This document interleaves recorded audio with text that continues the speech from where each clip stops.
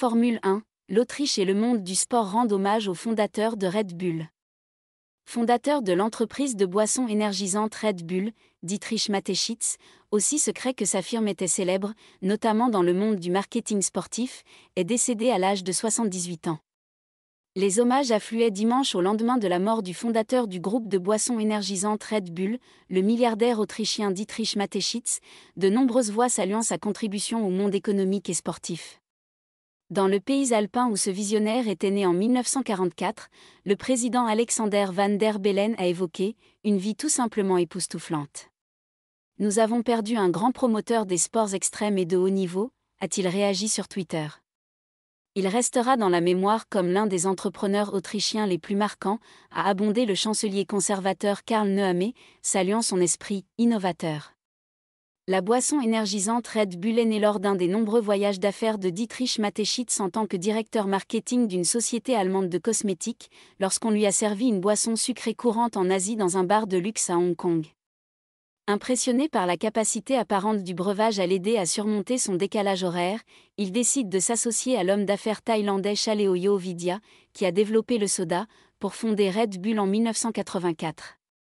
Basée dans une vallée verdoyante des Alpes, à Fuscla-MC, la firme a lentement mais sûrement conquis les papilles occidentales et la marque s'est développée dans le monde entier grâce à une stratégie de communication astucieuse.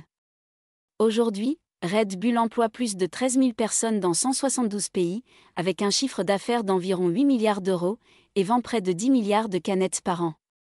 Sa boisson énergisante, donnant des ailes, Red Bull s'est d'abord fait connaître en misant sur les sports extrêmes avant de s'engager dans deux disciplines géantes du sport mondial, la Formule 1 et le football. Avec un succès immédiat en F1, à Austin, Texas, où se déroule dimanche le Grand Prix des États-Unis, l'écurie Red Bull, qui espère remporter le 5e titre des constructeurs de son histoire depuis 2005, était sous le choc.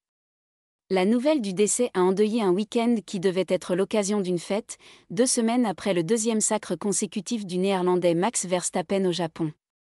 C'est une nouvelle difficile pour tout le monde, pour Red Bull et pour le sport, et pour moi en particulier, a réagi le champion du monde, promettant de « gagner la course pour lui ». L'Espagnol Carlos Sainz Jr., qui a offert à Ferrari sa première pole, a lui aussi eu un mot pour Dietrich Mateschitz. « Je ne peux être pleinement heureux aujourd'hui », a commenté sur les réseaux sociaux cet ancien pilote Red Bull. Sébastien Vettel, qui a apporté à la marque 4 titres de champion de 2010 à 2013, a évoqué de « très bons souvenirs » avec le propriétaire de Red Bull. « Il m'a toujours traité d'égal à égal », a-t-il affirmé, cité par la télévision publique autrichienne ORF. Dank Didi, dans le football, le club de Salzbourg, acquis en 2005, a également fait part de sa « tristesse » et reconnaissance, tout comme la formation allemande du RB Leipzig, vaisseau amiral du projet Red Bull dans le football. Avant le départ du MotoGP de Malaisie, le paddock s'est lui livré à une minute d'applaudissements en hommage à Dietrich Mateschitz. À noter enfin, le message de condoléances sur Twitter de l'ancienne skieuse américaine Lindsey Vonn, une des nombreuses sportives accompagnées par la marque au taureau rouge. C'est une nouvelle si triste. Je connaissais plus Didi Plus et je faisais partie de la famille Red Bull depuis presque 20 ans, a écrit la championne. Avec la mort de Dietrich Mateschitz, se pose la question de son successeur.